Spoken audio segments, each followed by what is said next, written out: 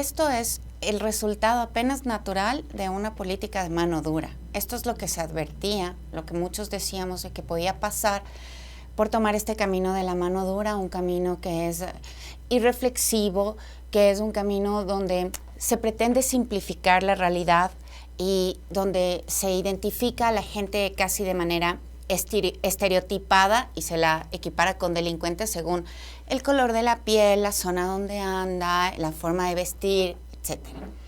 Entonces, bueno, en medio de todo esto quisiera decir que yo felicito muchísimo la actitud de la madre de ese chico. Es una actitud muy valiente de defensa de la dignidad de su hijo y de su familia. Es lo que se debería hacer. Es una actitud muy valiente que creo que va a tener algunos costos.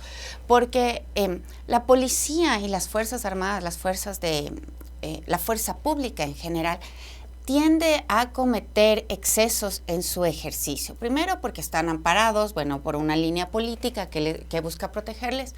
Después porque, y esto es claro, las Fuerzas Armadas y las fuerzas policiales tienen cuotas que cumplir de apresamientos de gente que tiene droga. Entonces, principalmente gente que tiene droga y también, el cometimiento de otros delitos menores. Entonces, los policías se quejan muchísimo, porque esto es como una queja que tenemos los que somos docentes de la policía o de determinados oficiales, que dicen: tenemos que llevar un número de apresados, tenemos que llevar a un número de personas que hemos aprehendido en el supuesto delito, y si no ocurre, pues se cometen las siembras y se cometen lo que le ha pasado a este chico, ¿no? Que se le busca implantar una evidencia para poder cumplir con la cuota. Entonces, ¿qué es lo que pasa? Que tenemos una gestión policial y una gestión de seguridad basada en ciertos números de apresamientos y no en resultados objetivos de la seguridad. Es decir, se busca cumplir con el número de delincuentes apresados, pero no se busca ver cómo se ha reducido la violencia, no se busca ver cómo se ha construido, fortalecido el tejido social o fortalecido la convivencia pacífica, sino se busca el apresamiento de los delincuentes, y es ahí donde se cometen muchísimos errores. Entonces creo que es un error en la visión del manejo de la seguridad, que lo que se debe hacer es un cambio completo, un giro de 180 grados para mirar desde otra perspectiva la seguridad. Esperemos que esto se pueda hacer en este proceso de transición que está por venir. Doctora, para ir a un proceso primero, bienvenida, qué gusto tenerla acá. Para ir a un proceso de control más riguroso de la seguridad, como esperaríamos que sea exitoso, además, pensando siempre y primero en cuidar de la vida y la integridad de los ciudadanos, etcétera, etcétera. Nuestra fuerza pública, en el caso específico de los militares, que están entrenados para la guerra, no para salir a las calles a controlar de la delincuencia, deben haber sido por lo menos capacitados y no ver escenas como las que refería Licenia, que fueron publicadas en un canal de televisión, en donde además se acusó a un chico de raza afroecuatoriana, negra, de tener un teléfono que no le pertenecía, lo cual era absolutamente falso. O sea, todos deberíamos estar mejor capacitados. Incluidos los medios de comunicación. Exactamente, a eso iba. Todos deberíamos estar mejor capacitados o capacitándonos para hacer nuestras funciones adecuadamente. Las Fuerzas Armadas debían haber tenido esta capacitación. Mejor dicho, en primer lugar, no deberían formar parte de la seguridad ciudadana tan abiertamente como lo están haciendo ahora.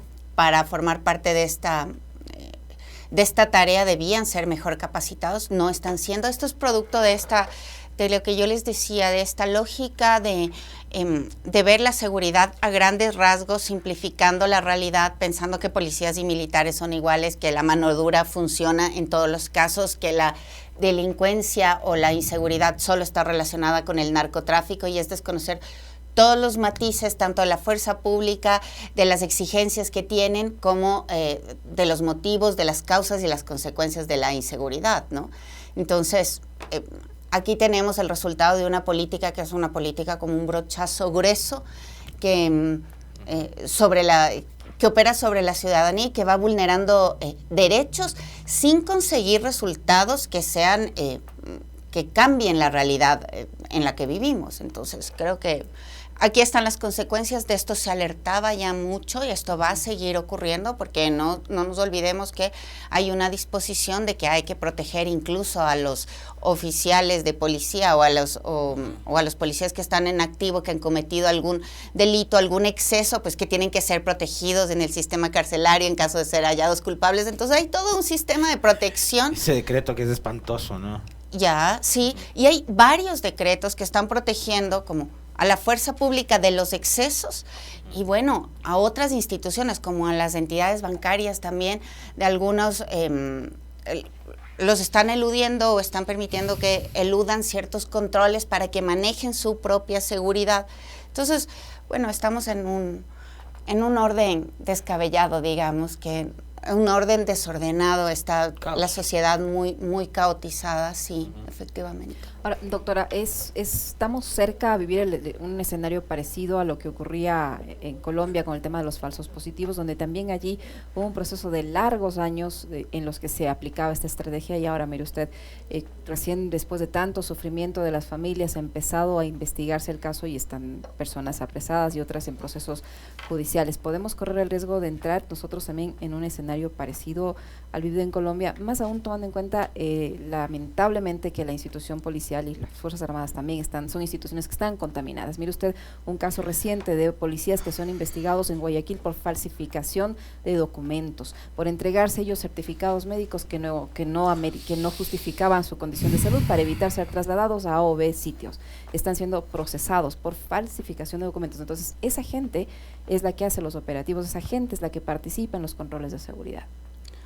Sí, totalmente. Yo creo que la posibilidad de seguir el camino de Colombia o de México también es una posibilidad real en la medida que los gobiernos tomen las mismas medidas que se tomaron en Colombia o en México en su debido tiempo, ¿no? Creo que es bien interesante analizar las políticas públicas y los resultados de las políticas públicas que tomaron esos países. Y entonces ahí voy a que los falsos positivos se dan justamente en un momento en que la mano dura era la política imperante, ¿no? Donde la protección a la fuerza pública, pese a los excesos, no es una defensa justa, sino una defensa a ultranza. Pese a los excesos, pues cuando se da ese sistema de protección es cuando se cometen los falsos positivos.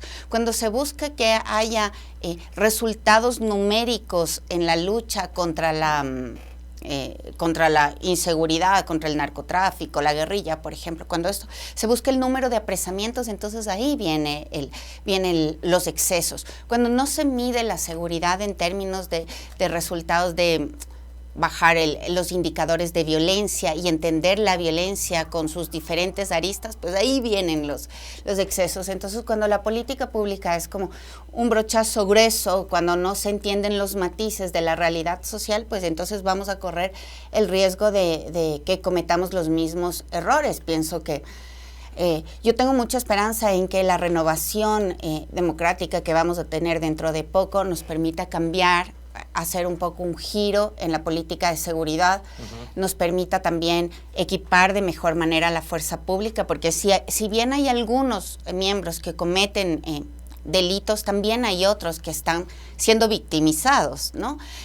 Están siendo asesinados o están renunciando a sus trabajos por temor a las condiciones que tienen. Es decir, tenemos estos dos lados de la fuerza pública, pero que nos habla de que la situación está mal para todos, mal para los que controlan y mal para la sociedad en general.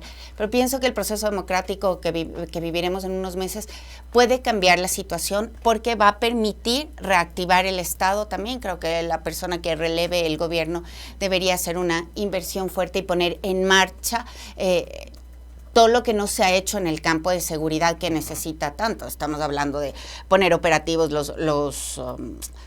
los patrulleros, de dotar chalecos de antibalas, de dar municiones adecuadas, de generar las condiciones para que la seguridad pueda operar y no basarse en el apresamiento de gente inocente para justificar el trabajo de unos pocos. Me explico, que es justamente lo que ha pasado ayer. Ahora, en los últimos meses se dio un giro a partir de la salida de Diego Ordóñez. se incorpora a Wagner Bravo, se incorpora con un cargo que se lo crea justamente para que llegue Paco Moncayo al gobierno, que es la Consejería de Seguridad. A raíz de la llegada de estos pesos pesados, como los llamó el presidente Lasso durante su posesión, ¿se ha notado algún cambio? ¿Hay una estrategia, que es lo que antes usted, el general Altamirano, el general Mantilla, Carolina Andrade y varios especialistas en temas de seguridad lo venían denunciando? No hay plan estratégico, no hay estrategia, etcétera, etcétera. Llegaron estos dos genios pesos pesados. ¿Hay estrategia para la seguridad o no? ¿O no se nota? No, definitivamente no. No hay un guión preestablecido, no hay un camino, no hay una meta, no hay unos objetivos a conseguir. Si cambiamos los protagonistas, tampoco vamos a llegar a ningún lado, no vamos a cosechar resultados, porque no nos hemos planteado resultados. Digo, como sociedad, el gobierno no se ha propuesto resultados, entonces cambiar de estrellas, cambiar de protagonistas no va a reflejar un cambio en la situación. Lo que podría cambiar o reflejar un cambio es una mayor inversión, el desarrollo efectivo de un plan, pero eso no está ocurriendo. Estamos en una crisis donde vamos resolviendo paso a paso, minuto a minuto, vamos siendo solo reactivos. La condición de reactividad se ha acentuado con el paso de los días, porque también hay esta crisis política tan grande y es difícil mantener como la visión estratégica sobre cada campo y sobre cada conflicto en el que se mete y que debe enfrentar el gobierno. Entonces, bueno, en definitiva, no veo un cambio, y no creo que habrá un cambio sino hasta que logremos esta renovación democrática, por ponerlo de alguna manera. Doctora, ayer se conoció de boca del propio involucrado. O sea, recuerdo yo que cuando estaba por salir el señor Diego Ordóñez se especulaba con su el cambio por el señor Jan Topic, ahora precandidato a la presidencia de la República, y él ha dicho que fue en efecto designado, que incluso conoció su oficina, pero que se enteró al día siguiente de que le habían bajado del cargo al que le habían puesto el día anterior por un comunicado de prensa, y que cuando logró hablar con el presidente de la República, el presidente de la República le dijo que no iba a poder continuar en el cargo porque había aristas en la sierra que estaban en contra de su designación, y que espere, que tenía que consultar o que tenía que conversar sobre el tema con la Embajada de los Estados Unidos. ¿Esto es algo normal en un gobierno, que un gobierno tenga que consultar a una embajada cualquiera que sea, de Estados Unidos, de España, de Gran Bretaña, la que sea, para nombrar a su secretario de seguridad? A ver, los países con las características del Ecuador, que son países pequeños, que son países que tienen mucha conflictividad interna, mucha inestabilidad, son países que tienden que tienen dos tipos de política exterior a grandes rasgos. La una es sumarse a la potencia hegemónica que esté más cerca y que le pueda traer beneficios, y la otra posibilidad es tener como una política exterior más disidente. En aquellos países que deciden sumarse a la política exterior de la potencia de turno, en el caso de América Latina es Estados Unidos, pues tendemos a ver este tipo de comportamientos subordinados, ¿no? Esto es como, estos países tienden a tener una política de muchísima complacencia con los intereses hegemónicos, como digo, de la potencia regional. ¿Esto qué quiere decir? Que bueno, que tendemos a ser subordinados, a acatar normas, a seguir lineamientos y a buscar congraciarnos a cambio de a veces préstamos, cooperación rentable y algún tipo de beneficio no material. De cualquier manera, sea esta la política, esta política de subordinación, o sea, una política como un poco más soberana, la que decía tomar un país, lo que es importante es ver cuáles son los resultados. Hay que ser súper pragmáticos. Los países tienen que obedecer a sus intereses nacionales, y nosotros lo que no vemos es cuál es el pragmatismo de la política exterior que estamos teniendo en este momento, y lo que no podemos saber es qué beneficios hemos obtenido de tener una política como más subordinada, ¿sí? Creo que es importante decir que la Cancillería también ha sido bastante debilitada. No hemos tenido una política exterior contundente, hemos visto un rol marginal del canciller, de los distintos cancilleres a lo largo de estos 2 años de gobierno, y tampoco hemos visto una posición que refuerce nuestro imaginario de país soberano, capaz de tomar sus decisiones obedeciendo sus propios intereses. Más bien hemos visto esta subordinación que, como digo, no nos ha permitido hacer un balance todavía positivo de qué es lo bueno que nos ha traído. Hemos visto esta política exterior errática. También creo que ha sido tan errática que en algunos momentos ha sido tan cercana a Estados Unidos, pero en otros momentos ha buscado también acercamientos justo al antagonista mayor de los Estados Unidos, que es China, y se ha ido coqueteando, pero todavía no tenemos resultados concretos de esta política exterior. Creo que es necesario hacer esta evaluación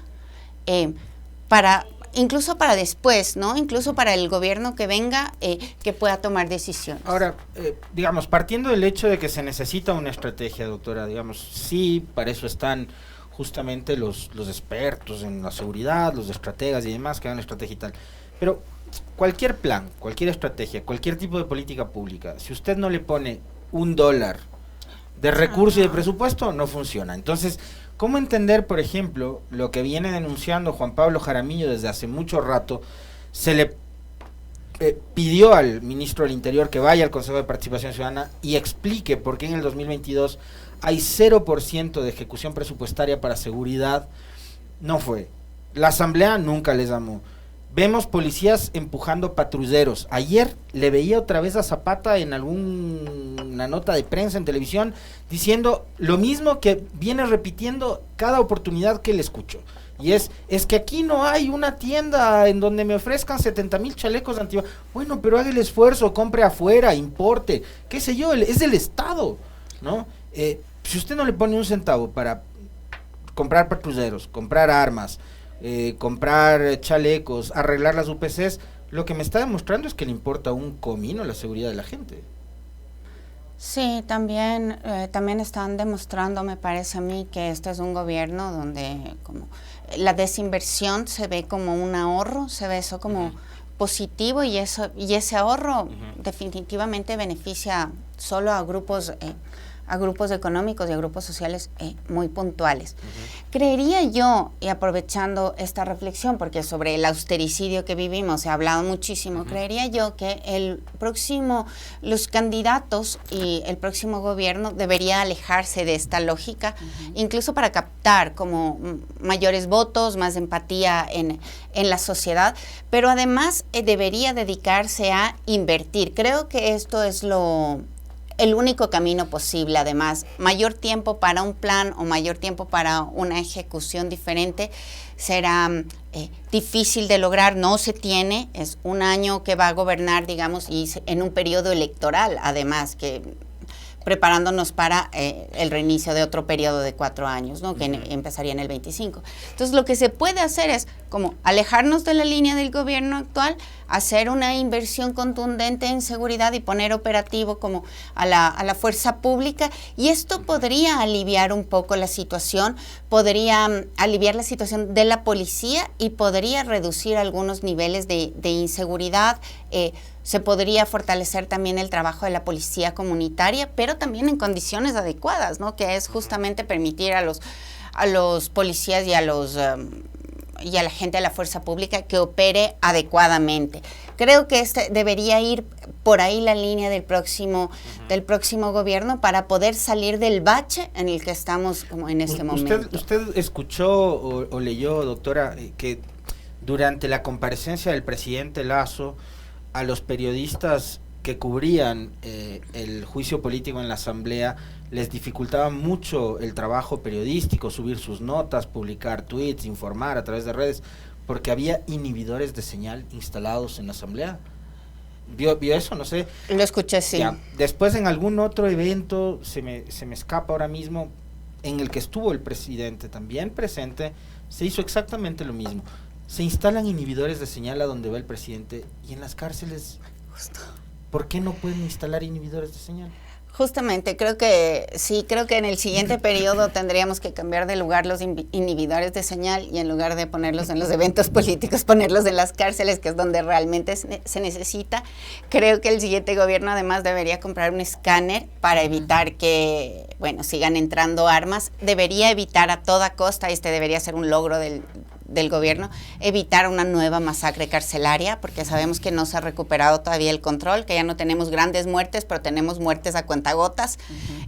Semanalmente podemos ver en los distintos recintos carcelarios que hay gente que ha muerto por suicidios o por agresiones, pero sigue ocurriendo a cuentagotas. Esta inversión debe ser una inversión urgente para parar esa mortandad y también para parar este caos o este autogobierno mafioso que existe dentro de las cárceles y que a la final permite como el derramamiento, este efecto de derrame de la violencia sobre la sociedad, de la violencia y de la criminalidad.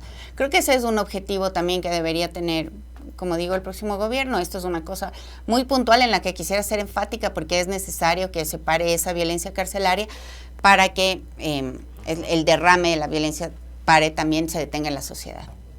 Ahora, el tema de la seguridad, doctora Álvarez, se convertirá seguramente, sin duda, en el denominador común de todas las ofertas de campaña de los totalmente todos los candidatos, y hay varios, ¿no?, precandidatos, pero seguramente se va a ser la mayor oferta que harán los candidatos para ganar los votos del electorado. ¿Qué se puede hacer y qué no se debe creer? Porque ya hay varios ofrecimientos, ¿no?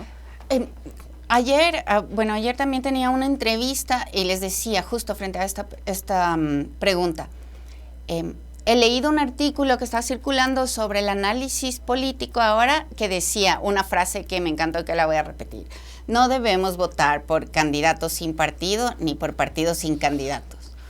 ¿Por qué? Porque esto, claro, los candidatos sin partidos y los partidos sin candidatos lo que nos demuestran es una intención de aprovechar una oportunidad nada más, no refleja un eje programático, un plan de gobierno, una línea de acción, porque generalmente ambas circunstancias reflejan una ausencia de una ideología concreta, ¿no? Hay candidatos que por egos y por razones también que desconocemos, pretenden estar dentro de la campaña electoral, incluso con discursos súper atractivos, porque vemos nuevos candidatos, algunos outsiders completos de la política que ahora están presentándose de manera súper empática, con discursos elaborados de manera que atrayentes, porque son empáticos los discursos. Sin embargo, no podemos ver cuál es la base ideológica de estas personas o cómo van a reaccionar en todos los ejes de gobierno que se debe tener. No hay unos planes concretos. Creo que deberíamos apostar por partidos serios, con candidatos serios, con planes de gobierno. Creo que deberíamos desechar el oportunismo en estas elecciones.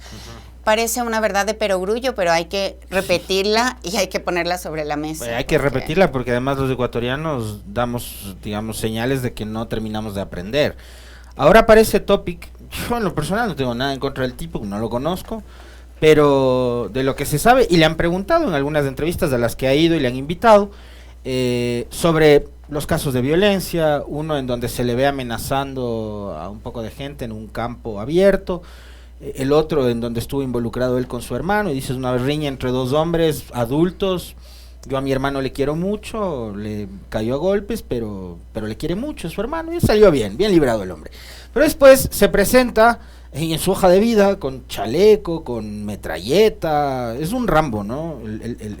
Este candidato. Y eso parecería que alguna gente le está seduciendo por la necesidad de que alguien que dé luces y muestre entender y saber sobre la seguridad nos hable y nos plantee soluciones. Y cuando uno le escucha hablar a Topic sobre el tema de seguridad, más allá de su participación en la Legión Francesa, las guerras de Ucrania, de Siria, de no sé dónde, parecería que él por lo menos sí entiende sobre el tema de la seguridad. Ahora, lo que necesitamos es un presidente a los Schwarzenegger que salga con una metralleta a matar delincuentes a la calle, o que en serio establezca una política pública de seguridad. Sí, el problema es que cuando vemos que a la seguridad como una isla o como un eje aislado de gobierno, ninguna acción de seguridad va a funcionar plenamente si no pensamos en el empleo también, en el acceso a la educación, en el acceso a la salud, en las políticas de prevención de consumo de drogas, por ejemplo, y si no entendemos como la inserción del Ecuador en el contexto internacional, etcétera, etcétera, etcétera. Entonces no podemos pensar que una campaña o un discurso atractivo en el campo de la seguridad va a cubrir todos los ejes del gobierno. Creo que la seguridad es ahora una urgencia, una prioridad para los ecuatorianos y ecuatorianas. Sin embargo, no es el único eje. Necesitamos que alguien que piense la seguridad desde una lógica con múltiples entradas de múltiples variables, ¿no? Hay una parte de la seguridad en el Ecuador o de la inseguridad en el Ecuador que está relacionada con los niveles de pobreza. Hay otra parte que no. ¿Cómo vamos a atender esa inseguridad? ¿Cómo vamos a entender? O sea, esa delincuencia que lo que busca es robar para vender un teléfono y llevar algo de qué comer a su casa. Exactamente. A diferencia de las bandas criminales que operan financiadas por el narcotráfico. Exactamente, y necesitan, ambos tipos de delincuencia necesitan estrategias diferentes, ¿no?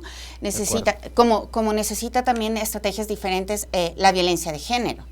¿Cómo vamos a reducir el crecimiento de los femicidios si no es con una campaña educativa, con campañas comunicacionales? Es decir, cada tipo de violencia necesita estrategias apropiadas, estrategias oportunas, y muchas de estas estrategias están vinculadas también con otros indicadores sociales, como decía, el empleo, el acceso a la educación, el acceso a la salud, etcétera. Entonces debemos pensar en una integralidad de la seguridad. No podemos pensar que solo un discurso seguritario puede ser suficiente para dar un voto. Creo que hay que evaluar las políticas o las propuestas de manera más integral, y sobre eso, pues, atrevernos a decidir. Ya me acordé, en la plataforma de Quitumbe, ahí durante el informe a la Nación, colocaron inhibidores de señal. Los periodistas tampoco pudieron hacer su trabajo porque había inhibidores de señal. Sí, bueno, hay que cambiarlos de lugar para el siguiente periodo. No, pero es que colocaron justo porque iba el presidente, temas de seguridad, igual que en la asamblea. Digo, ahora hay que moverlos a partir de agosto. Los inhibidores. Yo pensé que decía no hacerlo en las plataformas socialistas, sino en otro lugar. No, en las cárceles. Los necesitan. Donde sí llevar los inhibidores a las cárceles, está bien. Muchas gracias, correcto. Doctora. Siempre un gusto conversar con Qué usted. gusto. Muy bueno, amable. gracias a ustedes. Hasta La doctora luego. Carla Álvarez ha estado con nosotros.